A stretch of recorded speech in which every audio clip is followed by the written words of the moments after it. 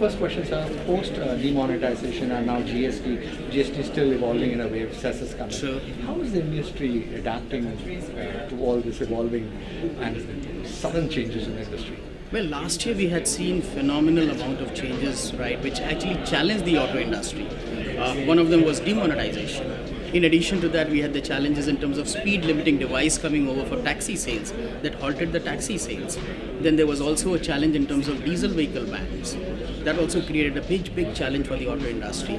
In addition to that, we've just seen the GST being implemented, right? And again, there's a talk about in terms of cess coming on the GST as such is concerned. So overall, right, there have been huge challenges for the auto industry. I'm happy to say that yes, at Hyundai, we've been able to meet all these challenges very strongly, right? And one of the things that we have done is basically to bring in new products.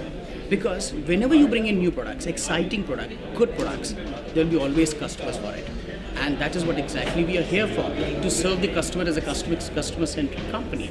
Towards that, this year, we brought in a new grant, right, in terms of a facelift option is concerned.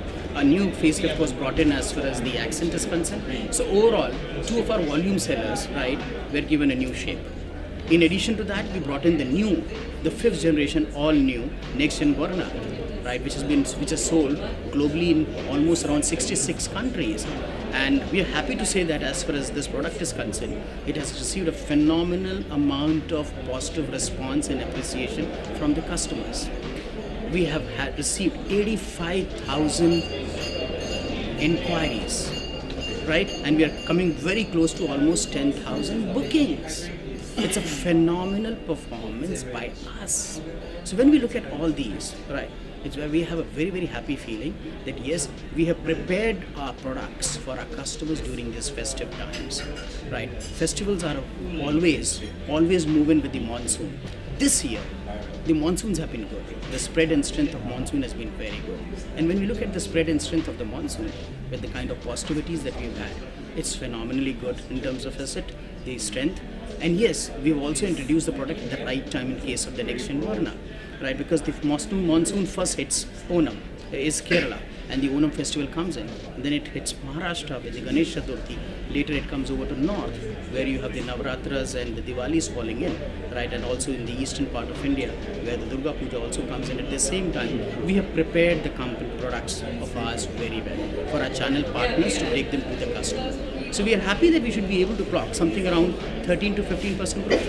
Okay, and very soon a new set of legislation kicks in terms of BS6 norms, emission norms. Now that would mean meeting that challenge too.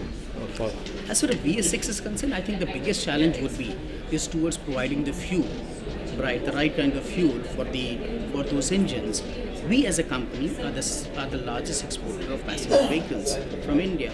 We have the technology because we are exporting it worldwide. So as far as we are concerned, we are well prepared. What we are looking forward towards is support and lead from the government of India in terms of providing us the right kind of fuel. Fine. So one last question. There's now going to be a huge transition from perhaps the IC engine into the electric world. That's what the government is dreaming of by 2030. That's not very far off now. Is that going to be a major disruption, or how do you see that? I'm saying is yes, auto industry has to be always prepared for disruptions, right? Whether it is in terms of bringing in the alternative fuel, and that is what we are seeing in case of electric vehicles. The government is talking about electric vehicles to be introduced and the Indian market is concerned. Yes, I think the government has an agenda and it has a direction. It wants to reduce the import bill on fuel, and that is where it has been working towards it. And earlier there was the hybrid vehicles were being promoted and were being supported by the government of India. But I feel the government did not see the positive results by way of supporting the hybrid vehicles. We too as a company had prepared, right, we're on the verge of preparation, right, of launching 2 models on hybrid platform and hybrid technology. But unfortunately with this benefits going away, we have scrapped that now. And now we're moving towards electric vehicles. We have the technology worldwide. We will definitely bring it into India. We'll launch it into India. But then yes, there are certain supports that we require. The electric vehicles would require. One is the charging infrastructure. And I think that is where the government will have to play a lead role. In addition to that, standardization will have to be required for the electric vehicles.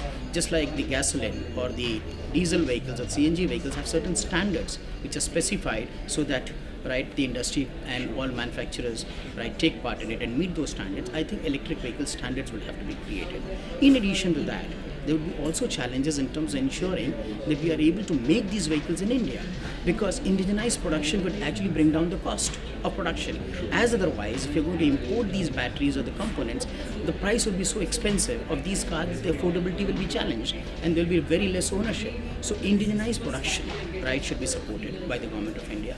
And finally, yes, economies of scales will have to be brought in, and that can only come in when if you bring in like a scrappage policy, that you remove your 15-year-old vehicle, get the tax benefit by way of flowing in the back money into a new ownership of electric vehicle.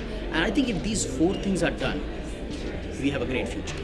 So just one added question to that. For a company like yours, which is so hardcore into IC engines, moving into an electric platform, what happens during the transition period? Is it a difficult process? I mean, what happens? Overnight you cannot have electric vehicles. So do you feel that the government needs to do something in this interim period where the transition takes place from non-electric engines to electric engines? See, government has to support. I said these are the 4 areas that the government has to support. Okay. So we can't say that okay, it's going to be moving into hybrid and full hybrid, etc. I think government has taken a direction. Let's all cooperate and go in that direction. Thank you so much. Thank you. Thank you. Thank you.